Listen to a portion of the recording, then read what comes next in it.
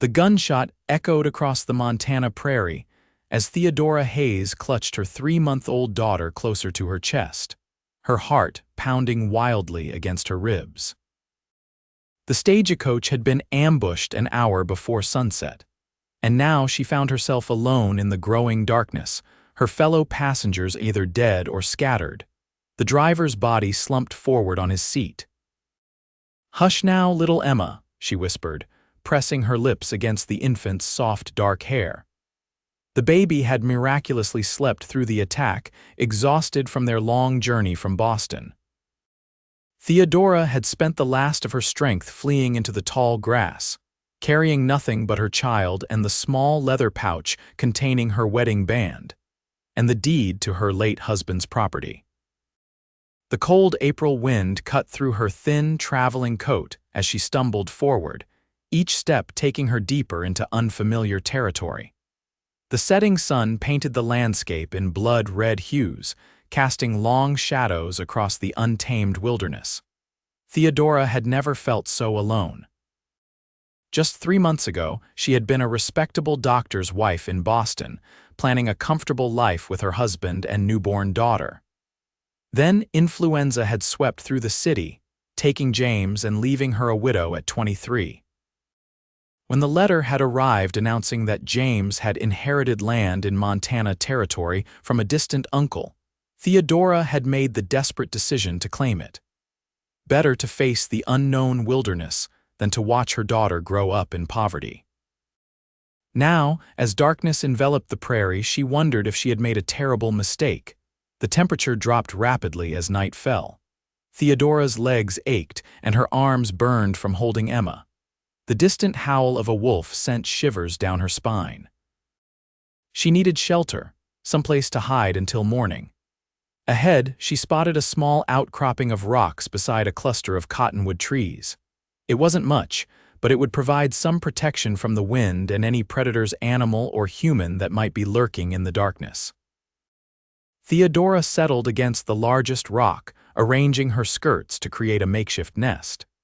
She unbuttoned her blouse just enough to allow Emma to nurse, the infant's small hands kneading against her skin as she fed.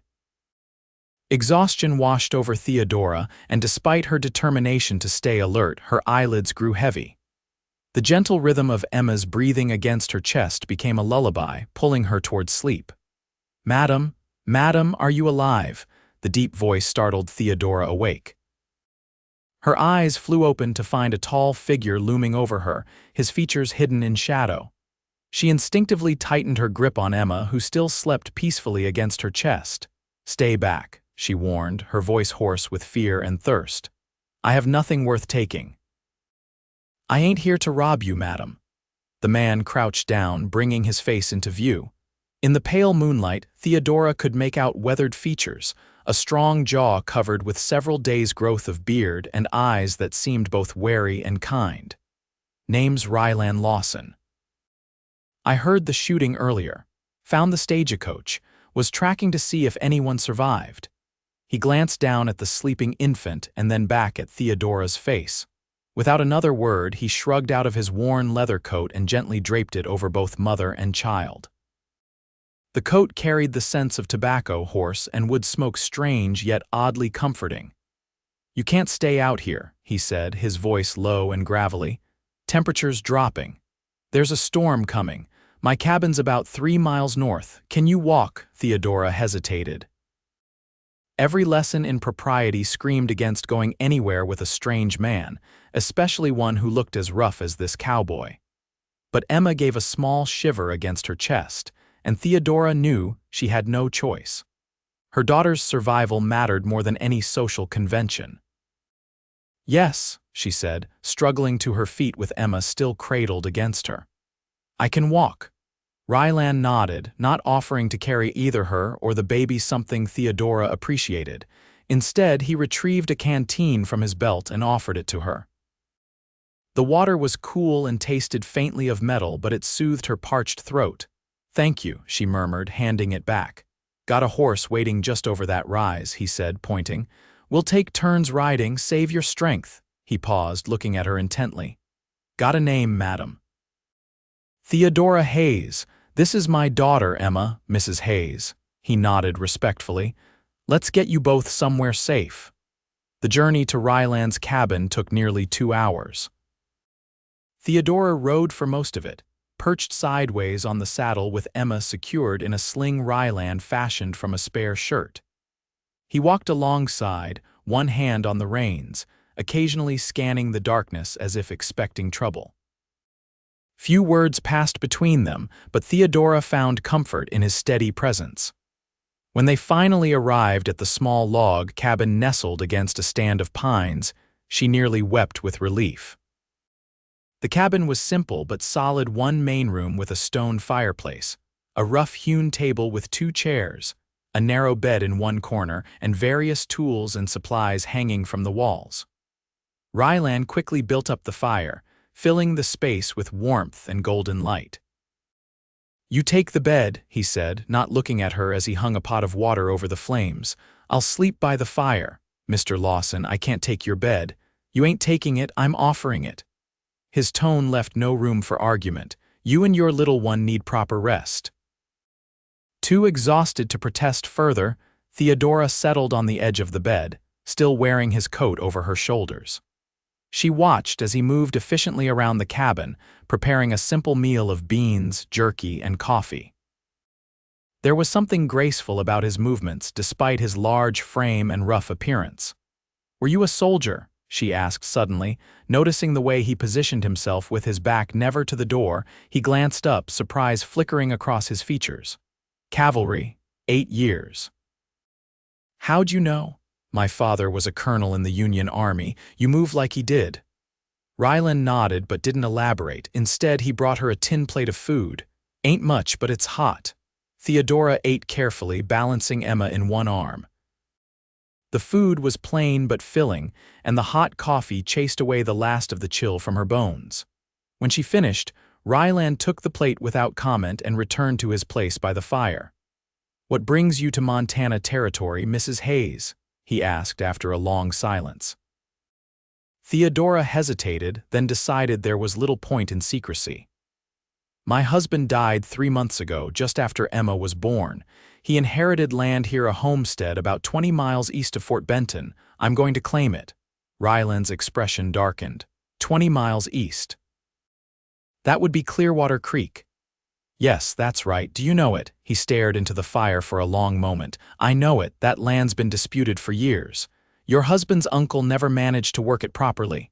"Disputed by whom?" "Neighbors mostly. Water rights, grazing boundaries." He looked up at her, his eyes serious. "It ain't easy land to tame, especially for a woman alone with a child." Theodora felt a flash of indignation. "I'm not afraid of hard work, Mr. Lawson." A ghost of a smile crossed his face. "Didn't figure you were, considering you survived that ambush and managed to keep your little one safe, just stating facts." Emma began to fuss, and Theodora rocked her gently. "I have no choice. This land is all I have left to offer my daughter." Rylan nodded slowly. "Get some rest, Mrs. Hayes. We'll talk more in the morning." Theodora settled onto the bed, arranging Emma beside her. The sheets smelled of pine and fresh air, and despite the strangeness of her surroundings, she felt safer than she had in days. Just before sleep claimed her, she saw Rylan throw another log on the fire, his profile strong against the dancing flames. A man of few words but decisive action, the kind of man who survived in this harsh territory. Morning came with pale sunlight streaming through the cabin's single window. Theodora awoke to find Emma already awake, cooing softly as she kicked her tiny legs. The smell of coffee and something sweet filled the air. Rylan stood at the crude stove, his back to her as he tended to a pan. "Good morning," Theodora said, sitting up and quickly smoothing her rumpled dress. Rylan turned, nodding once. "Morning, made flapjacks. Figured you could use something substantial."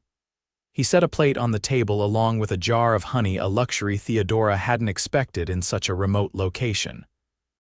As she settled at the table with Emma on her lap, she noticed that Rylan had shaved and changed his shirt.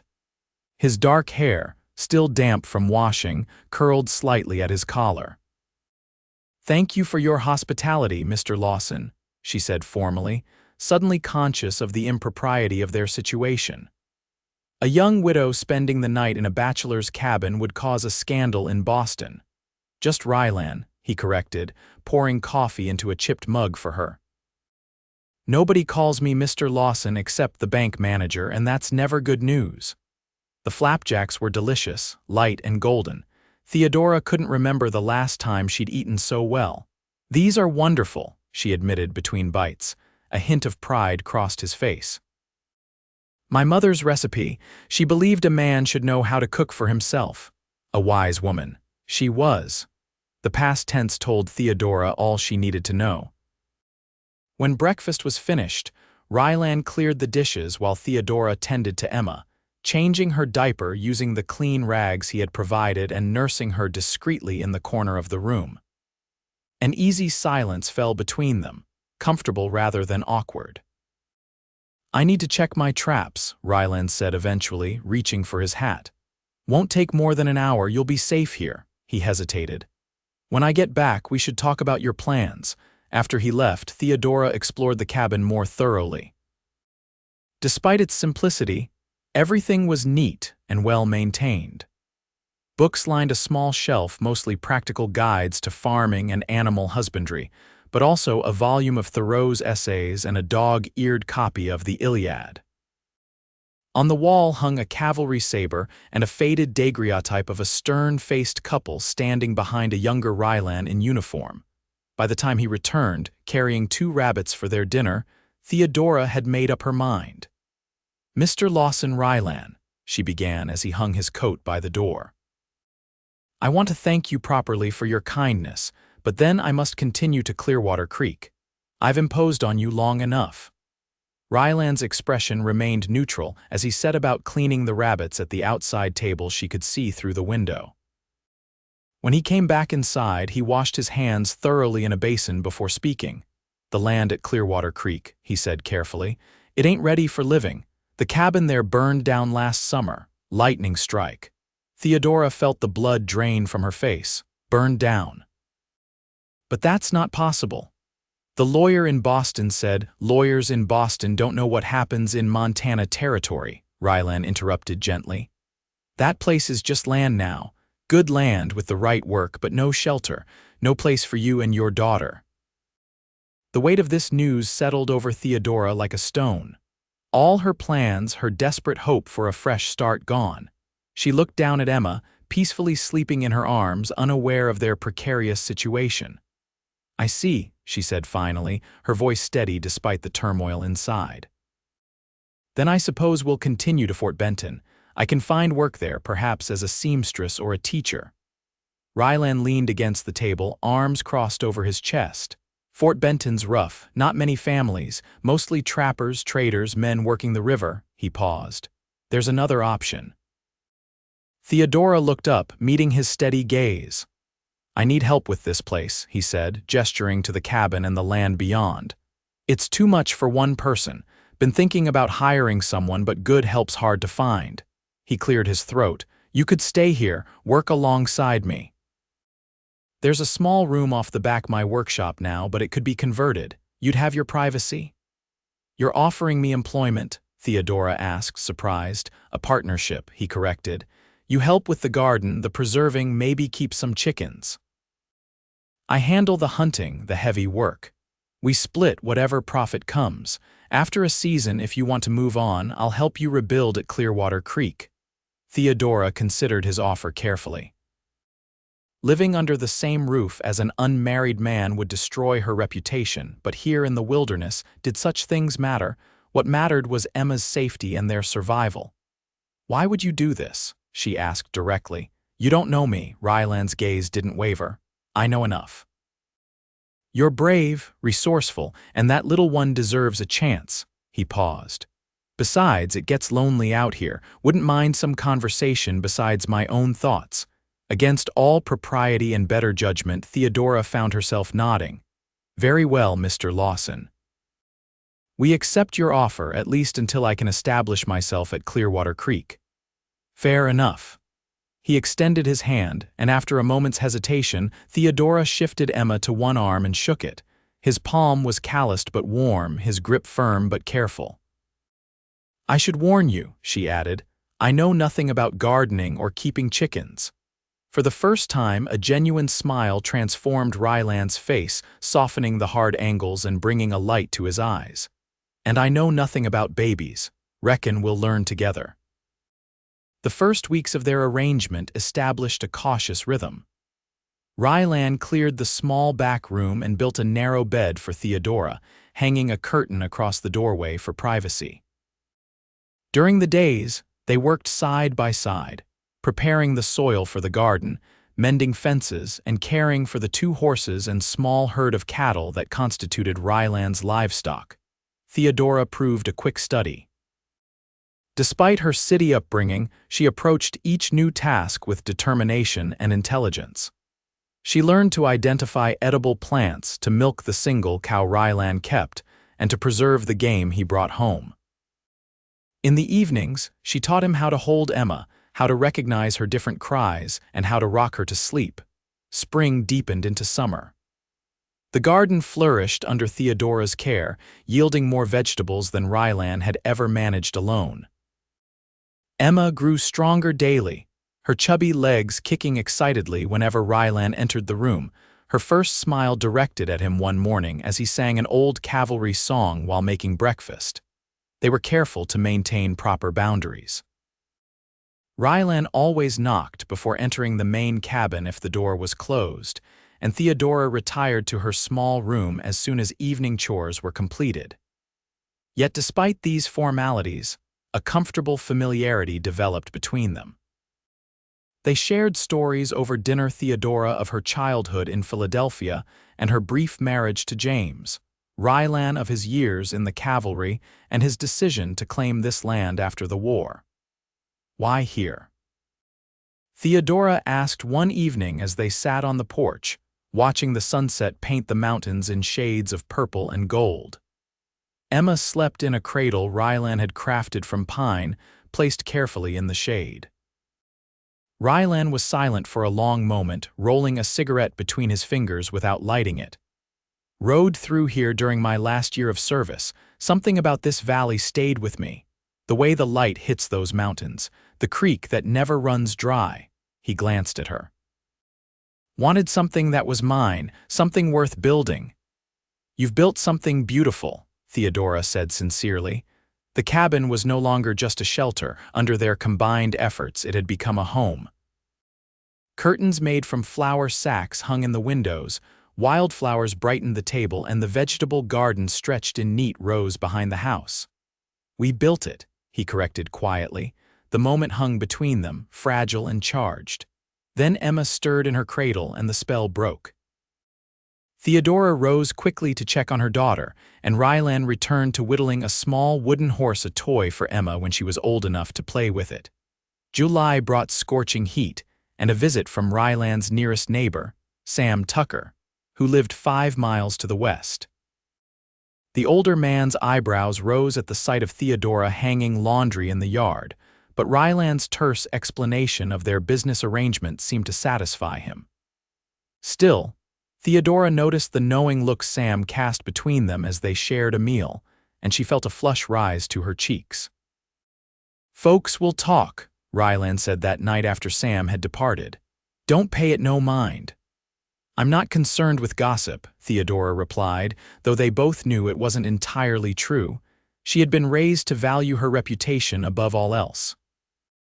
"But perhaps we should consider my future at Clearwater Creek. Summer won't last forever." A shadow crossed Rylan's face. "Winter comes hard here. You planning to rebuild before then?" The question hung in the air, heavy with unspoken implications. Theodora looked down at Emma, now nearly 6 months old, sitting contentedly on a blanket and grasping at a wooden spoon.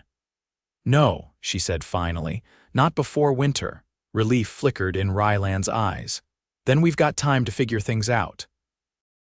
August brought the harvest-long days of picking, preserving, and preparing for the winter ahead. Theodora's hands grew calloused, her skin tanned from hours in the sun.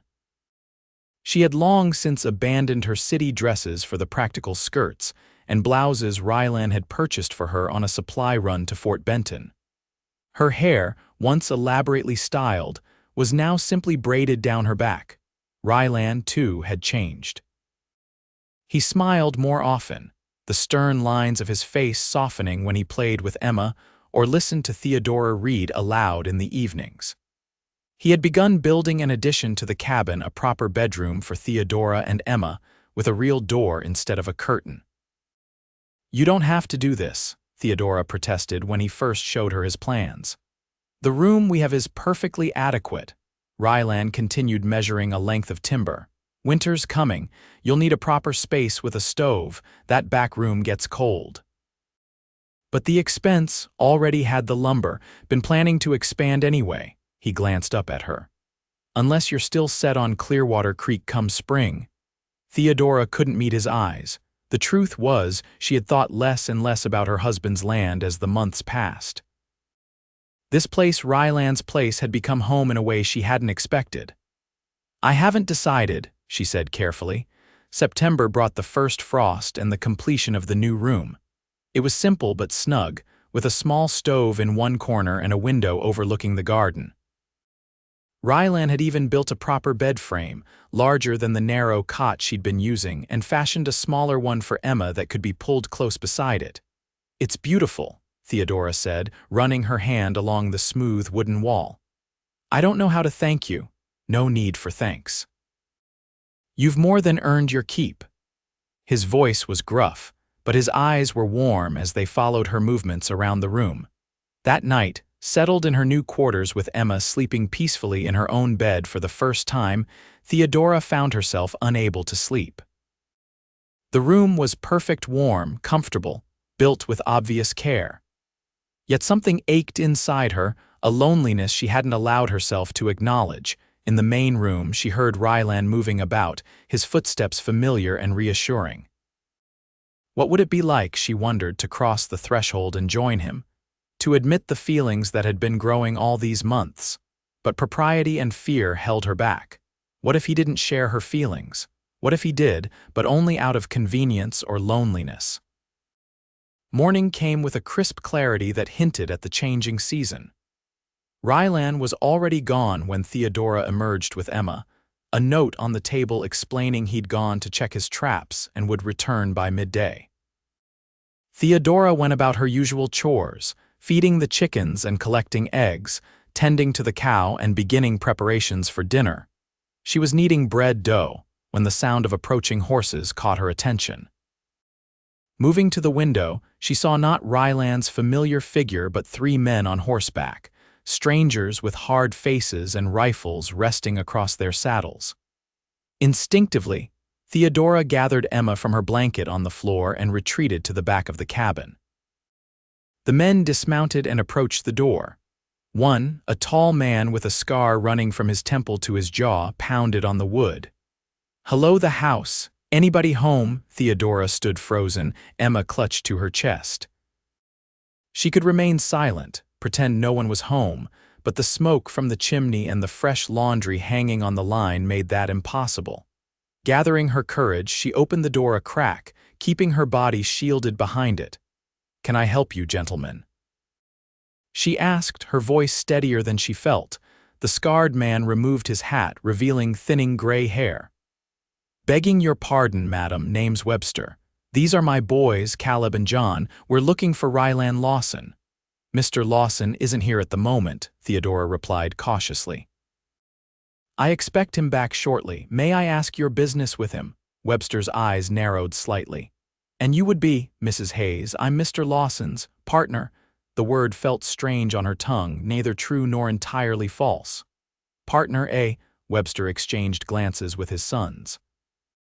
"Well, Mrs. Hayes, our business is regarding water rights. Lawson's been diverting the creek that feeds our grazing land." "That's not possible," Theodora said, frowning. "The creek runs naturally through this property. Mr. Lawson has made no alterations to its course." "That's so." Webster's tone turned menacing. "Our cattle are dying of thirst while his fields stay green. Seems mighty suspicious." Emma began to fuss, sensing her mother's tension. Theodora bounced her gently, trying to maintain her composure. "I'm sorry about your cattle, Mr. Webster, but I assure you the sound of a rifle being cocked interrupted her." Theodora looked up to see the younger of Webster's sons leveling his weapon at her. "John," Webster said sharply, "put that down, we ain't here for that." "She's lying, Pa," the young man snarled. "Lawson's stealing our water and she knows it." Theodora's heart pounded in her chest. She took a step back, shielding Emma with her body. "Please leave," she said, her voice trembling slightly. "Mr. Lawson will be back soon, and you can discuss this with him directly." "We'll wait," Webster decided, pushing past her into the cabin. His sons followed, the younger one still gripping his rifle. "Nice place," Webster commented, looking around appreciatively. "Lawson's done well for himself. New addition, fresh paint, pretty woman." His gaze lingered on Theodora in a way that made her skin crawl. "I must insist that you wait outside," Theodora said, her fear giving way to anger. "This is private property." Webster laughed. "Private property in Montana territory." "Land belongs to whoever can hold it," Mrs. Hayes. Thought a partner of Lawson's would know that. Emma began to cry in earnest now, her small face reddening with distress. Theodora tried to soothe her, but her own tension transmitted to the baby. The situation was deteriorating rapidly. She needed to get these men out of the cabin before Rylan returned and walked into a potential ambush. "Mr. Webster," she began, trying a different approach. "I understand your concern about the water. Perhaps there's been a misunderstanding. If you'll allow me to show you the creek, shut that baby up," the younger son, John, snapped. "Can't hear myself think." Theodora stiffened. "She's just frightened.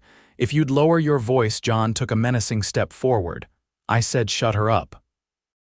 "That's enough," came a familiar voice from the doorway. Rylan stood there, his rifle trained steadily on Webster. "Step away from Mrs. Hayes and the baby." Relief flooded through Theodora, followed immediately by fresh fear. Rylan was outnumbered and everyone in the room was armed except for her. "Lawson," Webster said, turning slowly. "Just the man we came to see." "Should have come to me directly instead of threatening a woman and child," Rylan replied, his voice cold. "Now I'm asking you once, leave my house." Webster spread his hands in a placating gesture. "No need for this to get ugly, we just want to talk about the creek." "Nothing to talk about. The creek runs where it always has. Your cattle are dying because you overgrazed your south pasture, not because of my water use." Webster's face darkened. "You calling me a liar, calling you a poor rancher," Rylan countered. "Now get out." For a tense moment, no one moved. Theodora held her breath, clutching Emma tightly against her chest. Then Webster nodded slightly to his sons. "This ain't over, Lawson," he said, moving toward the door. "We'll be back, and next time, your woman won't be able to hide behind your gun." Rylan stepped aside to let them pass, his rifle never wavering. Only when the sound of hoofbeats faded did he lower the weapon and turn to Theodora. "Are you hurt?" he asked, his eyes scanning her for any sign of injury. "No," she assured him, her voice shaking. "Just frightened. They forced their way in, I know." Rylan's jaw tightened. "Saw their tracks crossing the north pasture, got back as quick as I could." He reached out tentatively, his hand hovering near her shoulder before dropping back to his side. "I'm sorry I wasn't here." Emma's cries had subsided to hiccuping sobs. Rylan looked at the baby with concern, then back at Theodora. "Pack whatever you need for a few days," he said decisively. "We're going to Fort Benton." "Fort Benton? But why?" "Webster won't let this go. I need to talk to the sheriff, make this official before things get worse." He ran a hand through his hair, his expression troubled. "And I need to get you and Emma somewhere safe." "This is our home," Theodora protested. "I won't be driven away by threats." Rylan's eyes softened at her use of "our home," but his resolve didn't waver. 3 days, Theodora, just until I can sort this out legally." The use of her first name, something he rarely did, conveyed the seriousness of the situation. Reluctantly, Theodora nodded. "Very well, 3 days." They traveled to Fort Benton in Rylan's wagon, arriving as dusk settled over the frontier town. The settlement was larger than Theodora had expected, with several streets of wooden buildings, a courthouse, and even a hotel, the Montana House, where Rylan secured rooms for them. 2 adjoining rooms, he explained, handing Theodora a key. Figured you'd want your privacy but need to be close enough if Emma wakes in the night. The consideration touched her. Thank you. Get some rest, he said. I'll see the sheriff first thing in the morning. The hotel room was simple but clean, with a brass bed, washstand, and rocking chair by the window. Through the adjoining door, Theodora could hear Rylan moving about in his room. The sound was oddly comforting after the day's events. She settled Emma in the center of the bed, surrounding her with pillows, and began unpacking the few items she'd brought. As she hung her spare dress in the small wardrobe, a knock sounded at the main door. Mrs. Hayes, a woman's voice called. I've brought some hot water and towels. Theodora opened the door to find a plump, middle-aged woman with kind eyes and flushed cheeks. Thank you, she said, stepping aside to let the woman enter with her tray. I'm Martha, the housekeeper, the woman said, setting down her burden. Mr. Lawson mentioned you had a little one. Thought you might appreciate a proper wash for both of you after your journey.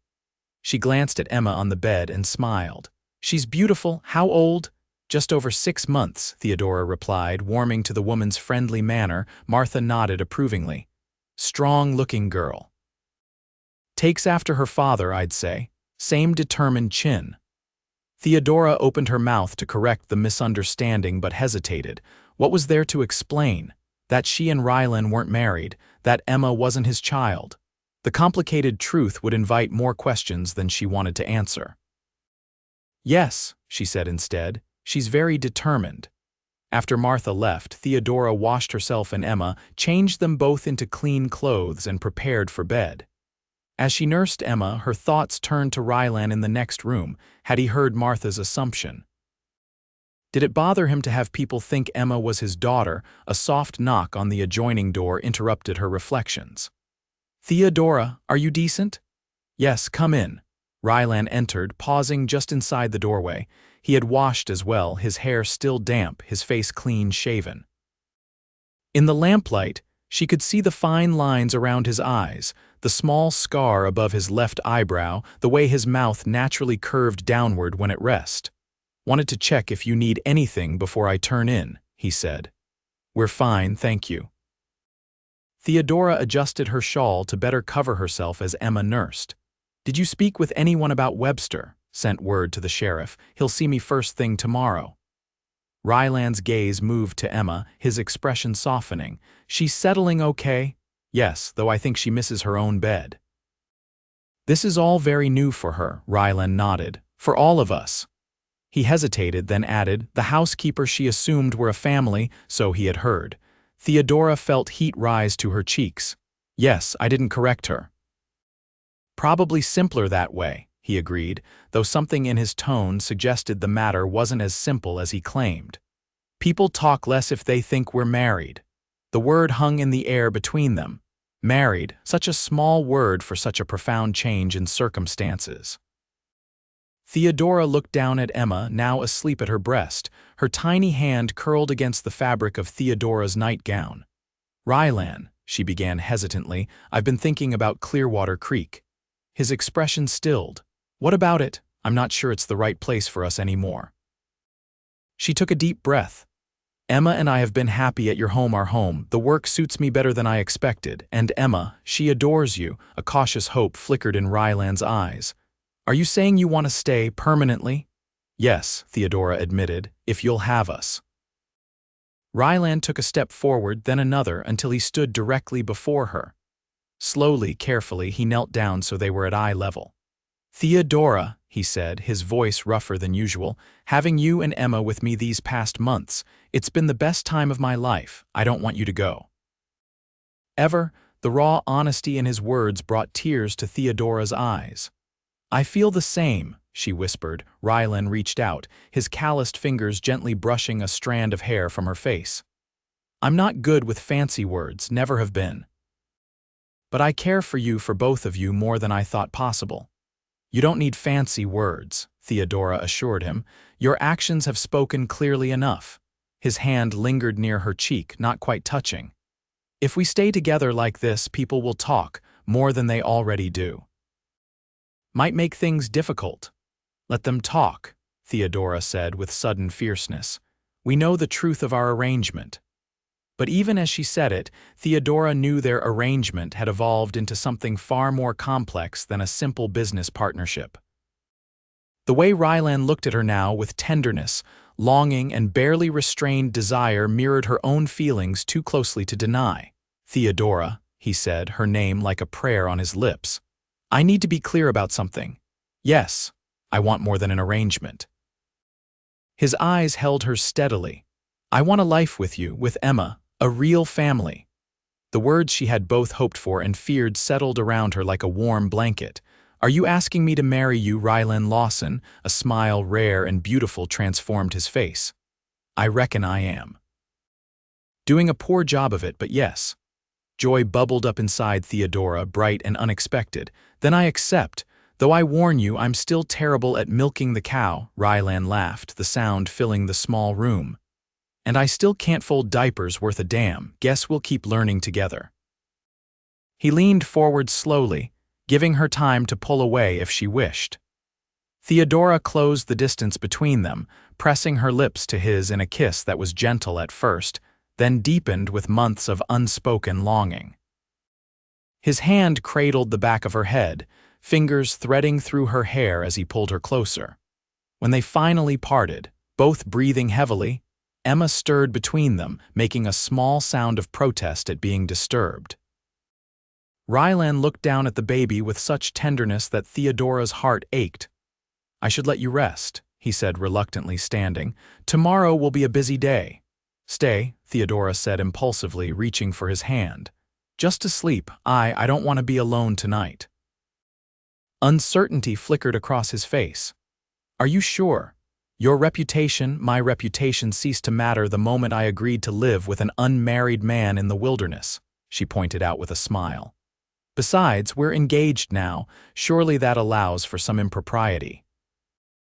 Rylan's answering smile was worth any scandal. You're a surprising woman, Theodora Hayes. Soon to be Theodora Lawson, she reminded him. He squeezed her hand gently. I'll just bank the lamp in my room. Be right back.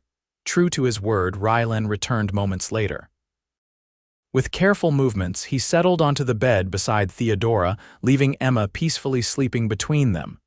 He reached across the baby to take Theodora's hand, his thumb tracing circles on her palm. I never expected this, he confessed quietly. When I found you that night with Emma sleeping on your chest, I just wanted to keep you both safe. You did more than that, Theodora replied, her voice thick with emotion. You gave us a home, a future. Rylan lifted her hand to his lips, pressing a kiss to her knuckles. Sleep now, he murmured. Tomorrow we face Webster and whatever else comes our way. Together. As Theodora drifted toward sleep, Emma's steady breathing between them and Rylan's hand warm in hers, she felt a peace she hadn't known since before James's death. The path ahead wouldn't be easy. Frontier life never was, but she was no longer facing it alone. Morning brought bright sunshine, and the bustle of Fort Benton awakening. Rylan rose early, pressing a gentle kiss to Theodora's forehead before leaving to meet with the sheriff. Theodora dressed herself and Emma, then ventured downstairs to the hotel's small dining room for breakfast. Several heads turned as she entered with Emma on her hip. Fort Benton saw few women, especially those with small children. A young waitress directed her to a table near the window and brought coffee and hot porridge without being asked. Mr. Lawson ordered for you before he left, the girl explained with a shy smile. Said you'd be down soon. Thank you, Theodora replied, touched by Rylan's thoughtfulness. She was halfway through her meal when a shadow fell across the table. Looking up, she found herself facing a tall, elegantly dressed woman with shrewd eyes and silver-streaked black hair.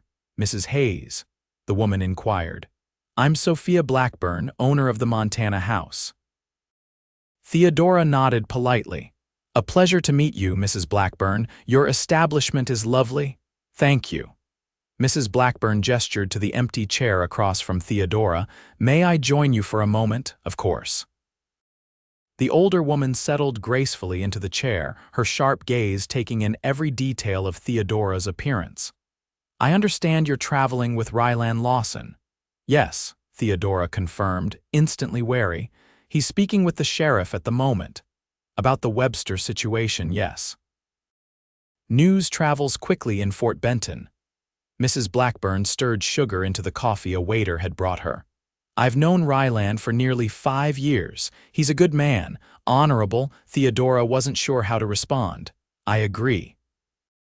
I also know he's never brought a woman to town before, let alone one with a child." Mrs. Blackburn's direct gaze held Theodora's. "People are curious."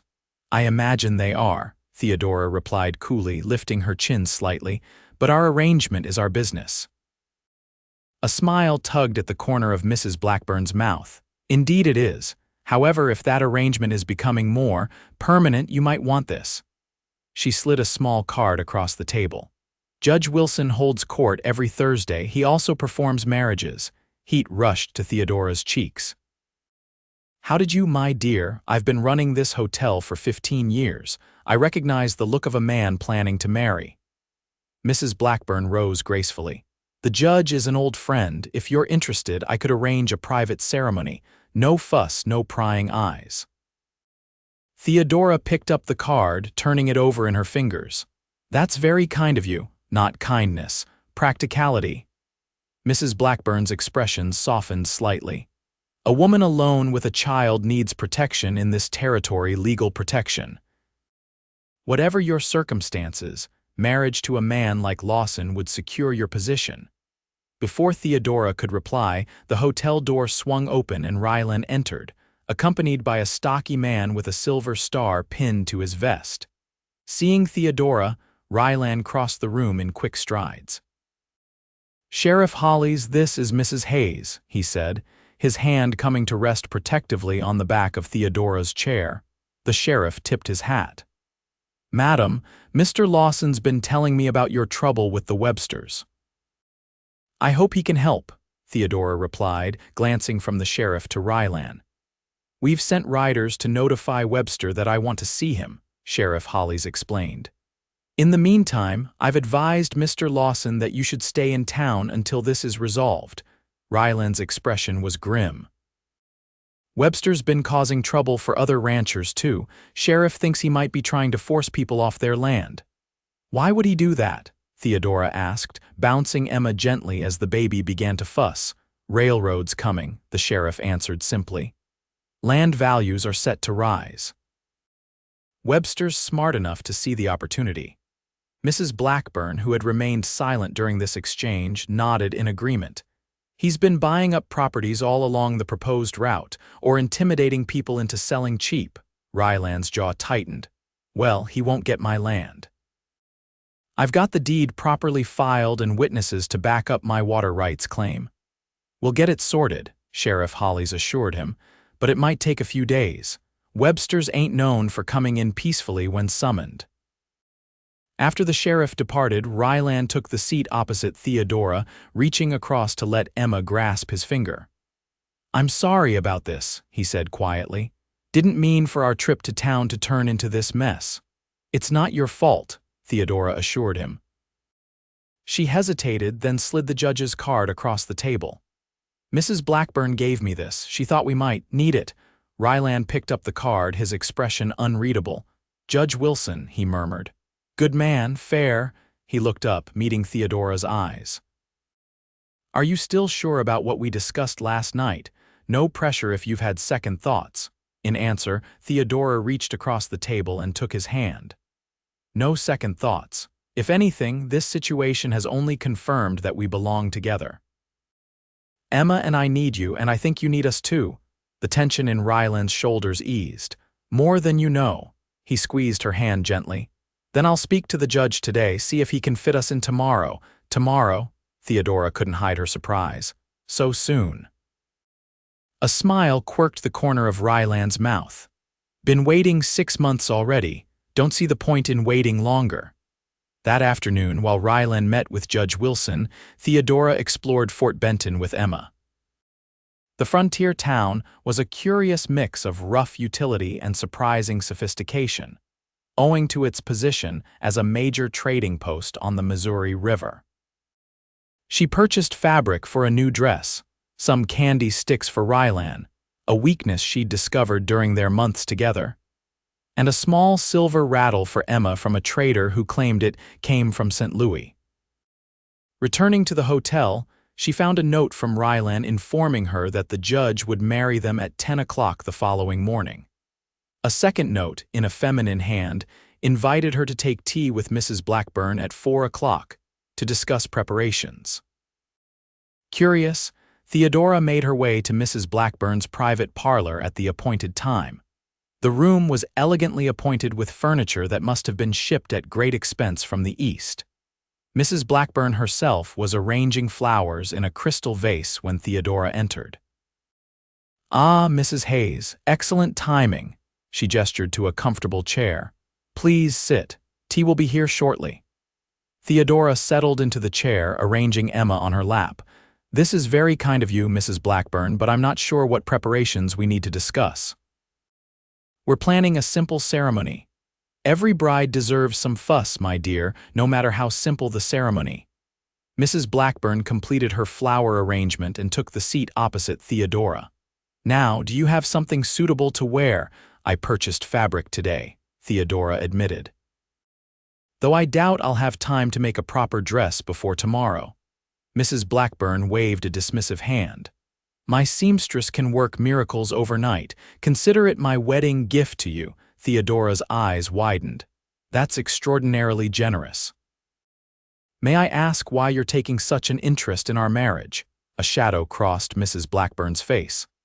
"I came to Montana Territory as a young widow with very little to my name. No family, no connections. I know how vulnerable that position can be." She paused as a maid entered with the tea tray.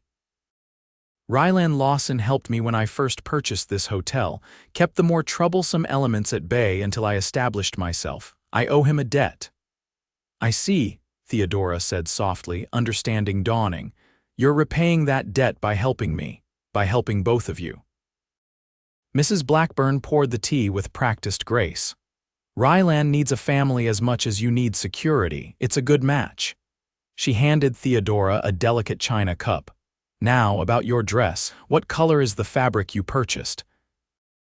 By the time Theodora returned to her room, arrangements had been made for a modest but proper wedding. Mrs. Blackburn's seamstress had already collected the blue cotton Theodora had purchased and promised a finished dress by morning. The hotel would provide flowers for Theodora to carry and a special breakfast after the ceremony.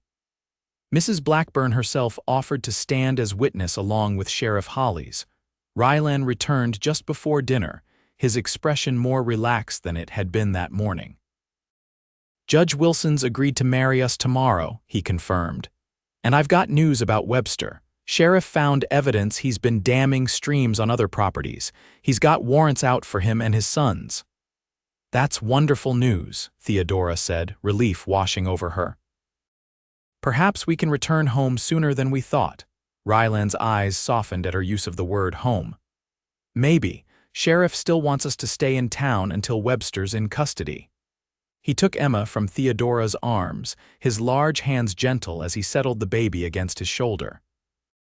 "How was your day? Get everything you need." Theodora told him about Mrs. Blackburn's generosity, watching as surprise and then understanding crossed his face. "Sophia's a good woman," he said when she finished. "Tougher than most men I know. She'll make sure you're taken care of tomorrow." "And what about you?" Theodora asked, suddenly curious. "What will you wear for our wedding?" A flush crept up Rylan's neck. "Bought a new shirt, got the barber to trim my hair." He looked almost embarrassed by these concessions to the occasion. "Won't look as fancy as you, I reckon, but I'll be presentable." Theodora stepped closer, straightening his collar with gentle fingers. "You always look handsome to me." Rylan's arms came around her waist, careful of Emma between them. "Never thought I'd have this," he admitted quietly. A woman like you, a child to care for, always figured I'd live and die alone on that homestead. And now I can't imagine that life anymore." He pressed his forehead against hers. "You've changed everything, Theodora." The next morning dawned clear and bright. Theodora woke early, a flutter of nervous excitement in her stomach. Today she would become Theodora Lawson, wife to a man she had known for only half a year but trusted more deeply than anyone since her father.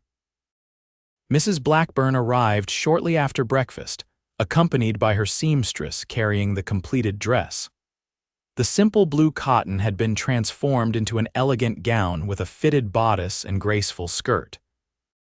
It wasn't the elaborate silk wedding dress Theodora had worn for her first marriage, but somehow it felt more right, practical yet beautiful, like the life she was choosing with Rylan.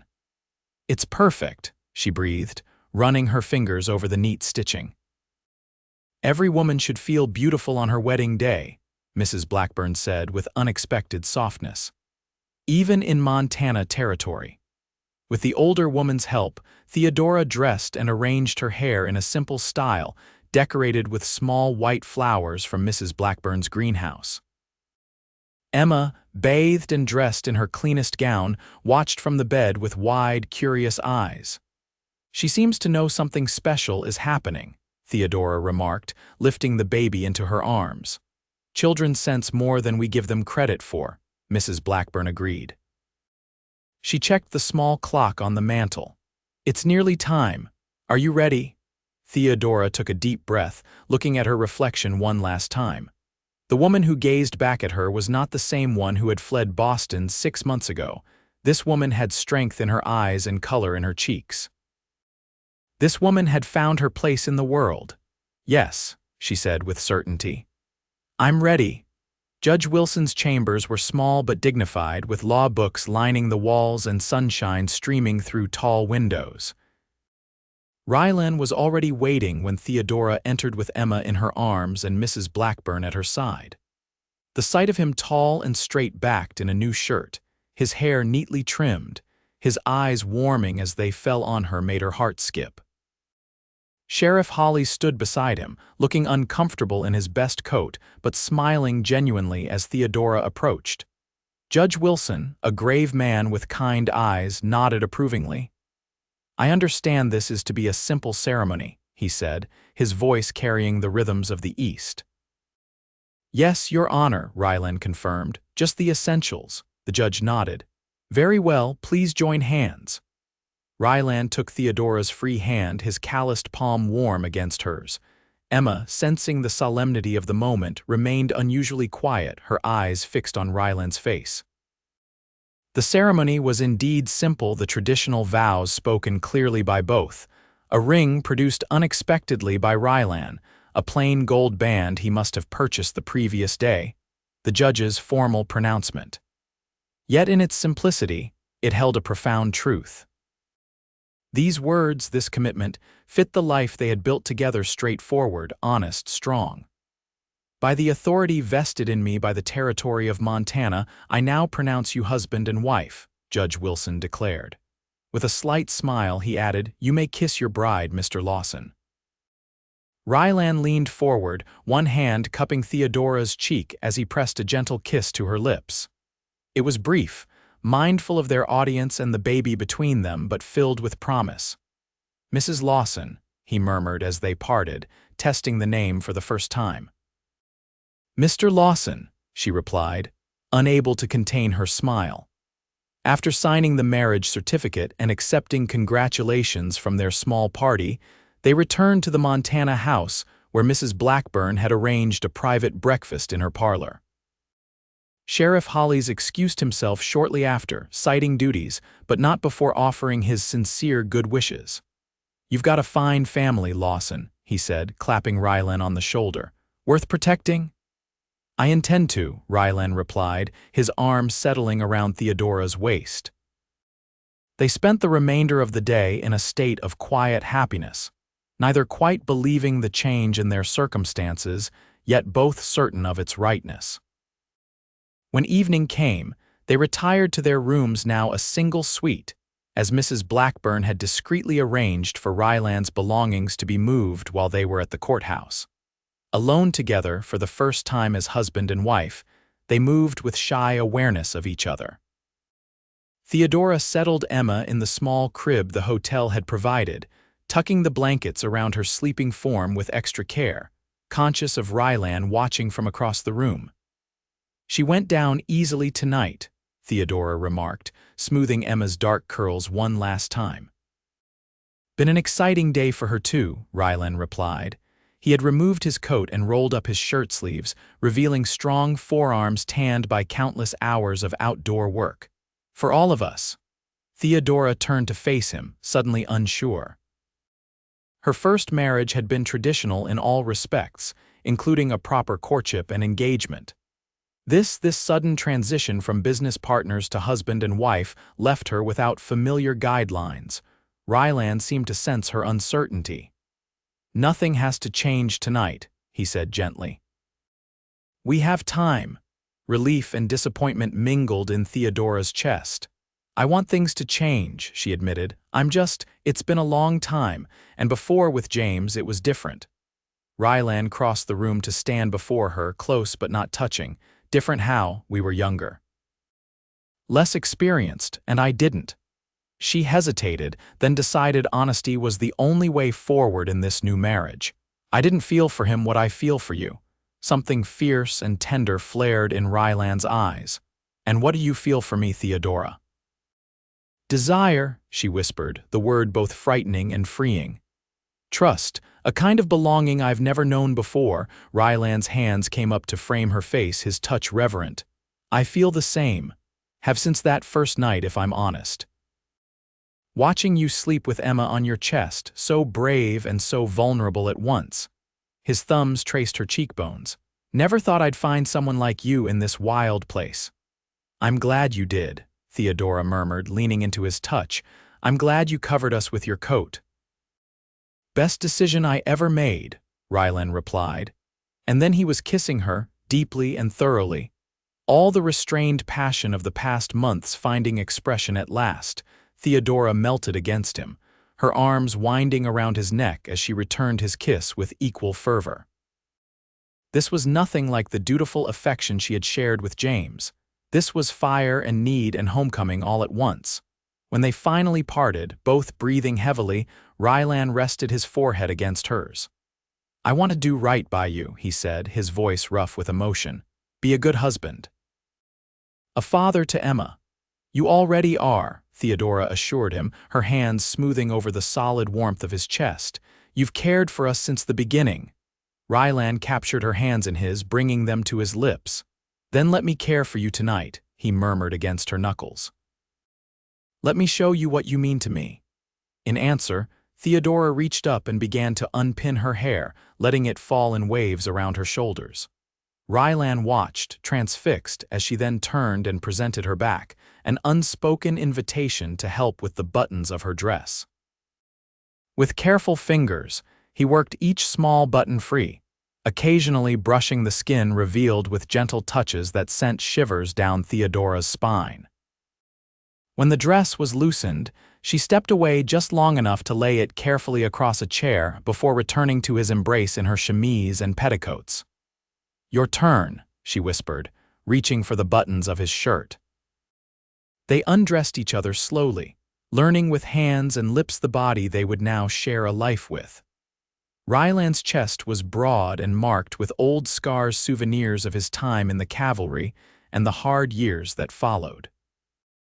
Theodora's body bore its own marks, the silvery lines across her abdomen testament to carrying and birthing Emma.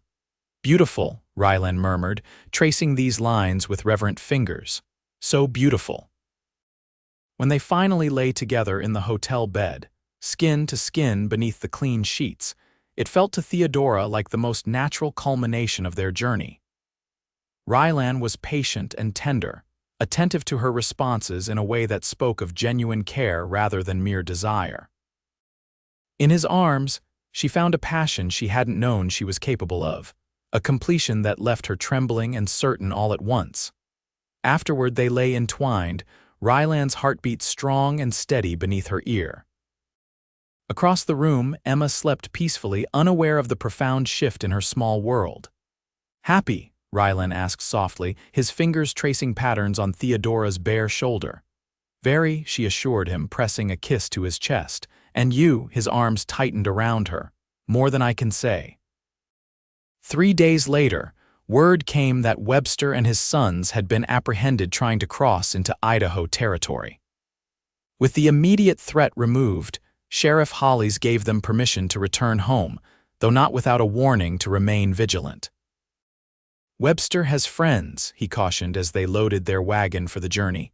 "And a long memory. Keep your rifle handy, Lawson." Rylan nodded grimly. "Always do, but I've got more to protect now." The ride home was peaceful, the early autumn weather perfect for traveling. Emma, settled comfortably in Theodora's lap, watched the passing landscape with bright interest, occasionally reaching toward butterflies or birds that caught her attention. "She's growing so fast," Rylan observed, his eyes fond as he glanced at the baby. "Soon she'll be walking, talking." "Running you ragged," Theodora added with a smile. "She's already showing signs of a determined nature." "Wonder where she gets that from," Rylan teased, giving Theodora a sidelong look. As they crested the final hill overlooking their valley, both fell silent. The cabin stood just as they had left it, smoke still rising from the chimney where their nearest neighbor, old Sam Tucker, had promised to keep the fire going in their absence. The garden was a patchwork of green and gold, ready for final harvest. The creek sparkled in the afternoon sun, winding its way through their property. "Home," Theodora said softly. Rylan reached across the wagon seat to take her hand. "Home," he agreed. Life settled into a new rhythm after their return, similar to before yet fundamentally changed by their marriage. They shared the main room of the cabin now, the new bedroom reserved for Emma's crib and storage. Their days were filled with the work of preparing for winter, harvesting the last vegetables, smoking meat, chopping and stacking firewood. Their nights were spent in each other's arms, learning and relearning the language of touch and desire. October brought the first snow earlier than usual. Theodora stood at the cabin door watching the white flakes drift down, Emma balanced on her hip. The baby reached out, trying to catch the snow, her laughter a bright counterpoint to the hush that had fallen over the landscape. "First snow is always the prettiest," Rylan said, coming to stand behind them. His arms encircled them both, his chin resting on Theodora's shoulder. "The land looks clean, new. It's beautiful," Theodora agreed, leaning back against his solid warmth. "Though I admit I'm a bit nervous about my first Montana winter, we're well prepared," he assured her. "Plenty of food, firewood, the cabin's snug." His hands spread across her stomach, warm and possessive. "We'll be fine." Theodora covered his hands with her own, a smile curving her lips. "We will, all four of us." Rylan went still behind her. "Four," turning in his arms, Theodora looked up at her husband's stunned face. "I'm fairly certain," she said softly. "The signs are all there. The baby should come in late spring." For a moment, Rylan seemed unable to speak. Then, with a whoop that startled Emma into giggles, he lifted Theodora off her feet and spun her in a gentle circle. "A baby," he said, his voice thick with emotion. "Our baby." Setting her carefully back on her feet, he dropped to one knee, pressing his face against her still flat stomach. "Thank you," he whispered, whether to Theodora or to some higher power she wasn't sure. Theodora ran her fingers through his dark hair, her heart full to bursting. "Are you happy then?" Rylan looked up, his eyes suspiciously bright. "Happier than I've ever been." He stood, gathering both her and Emma into a fierce embrace. "My family, my life."